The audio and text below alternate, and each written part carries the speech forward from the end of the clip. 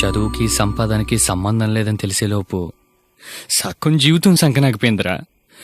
అది మన తప్పు కాదు, పెంపకం అలాంటిది. బయట ఫ్రీగా తిరుగుతున్నారు, మనకే ఫ్రీడమ్ లేదు. దీని మా జీవితం కొన్నిసార్లు పాస్ పోయటం కూడా పర్మిషన్ అడగాల్సి వస్తుందిరా. బా మనం ఏం చదువుకున్నాం రా?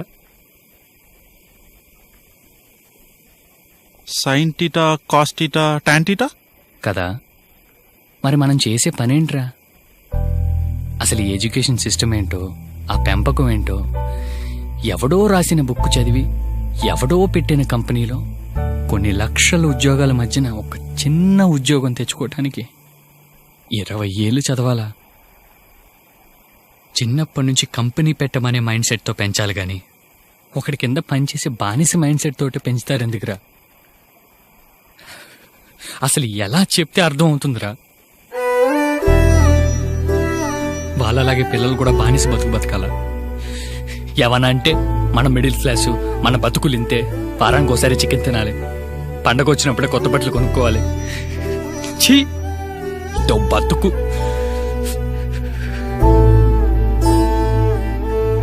వాళ్ళకి చేత కాకపోతే మనకి చేత కాదా? 1 జనరేషన్లో 90% మనలాగేరా. వాళ్ళ మాటలు వీళ్ళ మాటలు విని పెరుగుతాం, చదువుకుంటాం, ఉద్యోగాలు చేస్తాం. అవన్నీ ఎర్రిప్పు పుల్కాగాడి మాటలని తెలిసేలోపు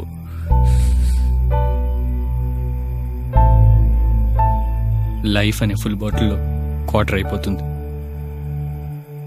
అంటే మన క్వార్టర్ని మనం తాగకుండా పక్కింటోళ్ళు ఎదిరింటోళ్ళు తాగేశారనమాట.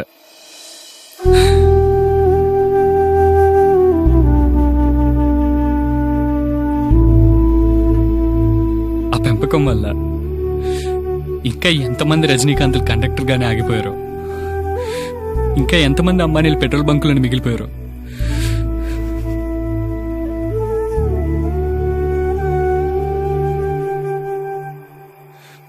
పసిపిల్లాడికి పాలు సరిగ్గా ఇవ్వకపోయినా పర్లేదురా, కానీ మాటలు నేర్పించేటప్పుడు బుజ్జి, చూడు చూడు, ఇది అమ్మ, ఇది నాన్న అనే పదాల కన్నా నా ఇష్టం అనే పదం ఫస్ట్ నేర్పిస్తే 127 కోట్లలో కనీసం 100 మంది సచిన్లైనా ఉండేవాళ్ళరా.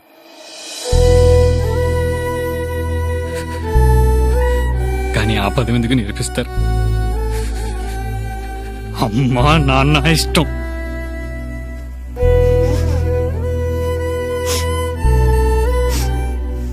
అది మాత్రమే నేర్పిస్తారు.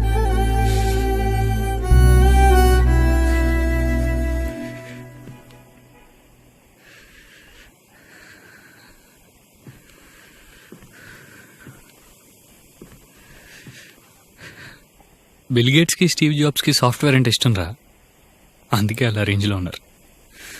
మరి మనకేమి ఇష్టం? మన ఇష్టాన్ని అడిగేది ఎవరు, చెప్పినా వినేది ఎవరు?